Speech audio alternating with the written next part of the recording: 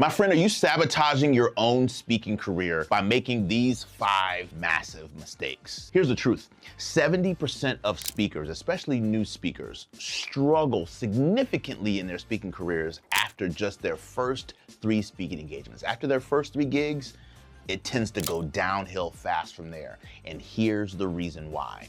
They're practicing bad habits. You're making a lot of mistakes, and the brain develops habits through repetition. So if you're making mistakes, you're making the same mistakes over and over and over again. That's costing you tens of thousands of dollars, if not hundreds of thousands of dollars, in this lucrative, profoundly powerful industry that I've enjoyed for the last 23 plus years.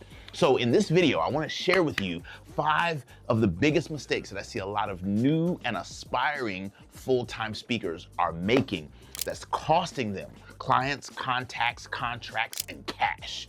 Mistake number 1, your message is too complicated. My friend, we've heard it a million times. If you're gonna write at the 7th grade reading level, because that's the level that most people can comprehend what it is that they're reading. So if we have to write books that become New York Times bestsellers at the 7th grade reading level, then you can't show up on stage with all your complex terminology, your complex lexicon, your complex phraseology, and your complex deep Greek, Hebrew, and all this other stuff and expect people to be able to get it. They're not gonna get it. So the first mistake is making your message too complicated.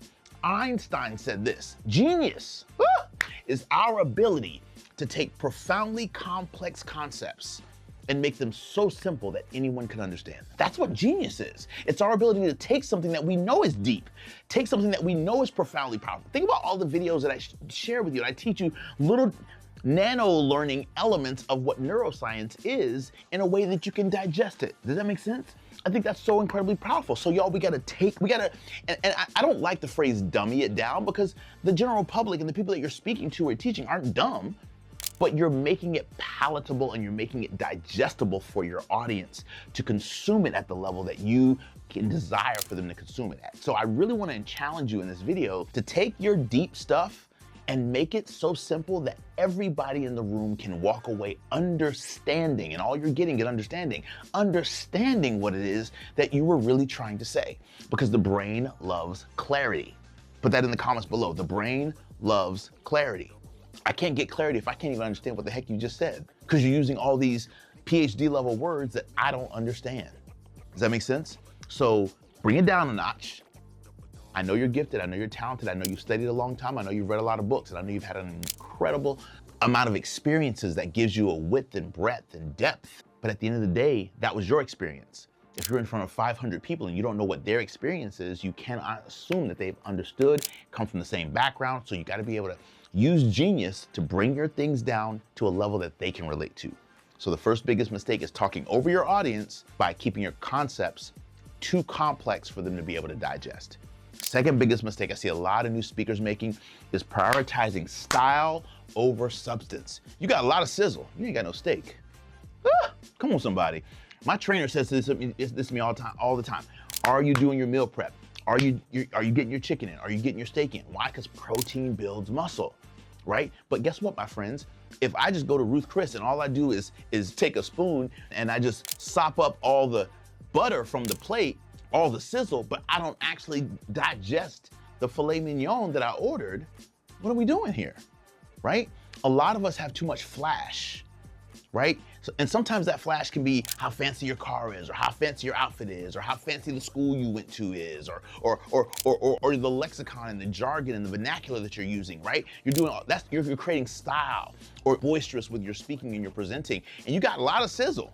Where's the substance? Where is the depth, right? One of my dear friends said this to me a long time ago, and it changed my life. She said, I drowned in shallow water. Come on, somebody. What am I trying to help you understand? But at the end of the day, we have to be people who, listen, I run surface level conversations, surface level people, surface level engagement, surface level interactions. If we can't go deep, I'm not interested. If we can't go oceanically deep, I have no interest at all. Does that make sense? So I really want to encourage you, create more substance in your presentation. Ask people before you give a talk to a big audience, say, listen, are these points clear? Are these points strong? And do these points really resonate? Or is this just something that, see, my background is in curriculum design, instructional systems. So 3 points in a poem never did it for me when I came into the speaking industry because I know learning objectives, I know outcomes, I know KPIs. Does that make sense? So I'm a firm believer in making sure that substance is there. So when you're creating your points for your presentation, create substantive points for your presentation that's not shallow, that's not average, that's really transformational, because the real deep work is where shift happens. You feel me? The third biggest mistake I see a lot of speakers making is they ignore audience psychology. See, here's the thing. We're not talking to our audience. We're really talking for our audience. So I love to say this in presentations. Ladies and gentlemen, at this point in the presentation, you're probably wondering this. You're probably thinking this. You're probably experiencing this. The reason why I talk to my audience and I tell them what they're probably thinking, probably sensing, probably feeling, probably experiencing is because I want them to know that I'm in it with them. Ladies and gentlemen, we are at a pivotal point in human history where if we don't make some shifts right now, right? The reason why I say we, us, our, team, family, group is because I want to build rapport with the audience and I want the audience to feel like I'm one of them. We're in this together. I'm not better than you just because I'm the keynote speaker. We're in this together. So if we really want to create more of a connection with our audience, we have to get rid of this I-you thing that we tend to do. And I see a lot of new speakers do this. It's like, I'm better than you, like I'm on a pedestal because you're the speaker. Take your pedestal off. Take yourself off that pedestal that the audience places you on, that society places you on as the keynote speaker or the speaker for the moment, and be one of the people. I say this all the time. If a shepherd should smell like sheep, then a speaker should smell like audience. Y'all just missed that one. Good God have mercy. I'm gonna say it again. If a shepherd should smell like sheep, then a speaker needs to smell like audience. You need to smell like the people you serve. That's why it blows my mind when people blow in, blow up, and blow out. You know, they blow in, they're important, and they're highfalutin, and they're popular. So they blow in, they give their talk, then they blow right out. There's no audience engagement. There's no interaction with people afterwards. There's no hugging. There's no kissing babies. There's no high-fiving people. That kind of interaction just doesn't work for me. Why? Because I really believe that we need to be a part of our audience. And we and our audience go on a journey together. So it's not you versus them. It's us in it together. Big mistake that I see a lot of new speakers make is create a schism, a big space between them and the audience that they're there to serve. And I want you to get rid of that gap, that space, that distance, and become inclusive. And I guarantee you'll notice a significant shift in the way you deliver and the way you present. Tip number 4, never developing a signature talk. My friend, listen, if every time you speak, what you talk about changes, how do people know what your expertise is? I'm gonna say that again. If every time you speak, what you talk about changes, nobody knows what you're really passionate about. If one day you're talking about cryptocurrency, the next day you're talking about Weight Watchers, the next day you're talking about Elon Musk, the next day you're talking about peak performance, the next day you're talking about healing, next day you're talking about, ashwagandha, it's like you're all over the place. And just because you have interest in those things does not mean that that's your area of expertise.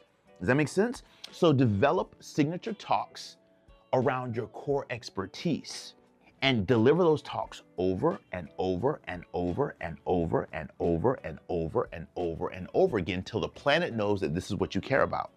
I coach authors all the time. And one of the things that I say to authors, I say, listen, just because you got 6 books in you doesn't mean that you need to drop 6 books this year. Does that make sense? Get one out, crush it, kill it, get as many people buying that book as possible, get a database of all the people that bought that book, and then when you drop the next one, you got a database of people to sell the next book to. But if you drop book number 1 and then you drop book number 2 2 weeks later, just to say you dropped another book and then you drop another book 2 months later, you never had a chance to have any of your books create what's called market saturation. You never had a chance to get any of them known for anything. So if every time you speak, you talk about a different major subject matter that's different, nobody knows what your specialty is.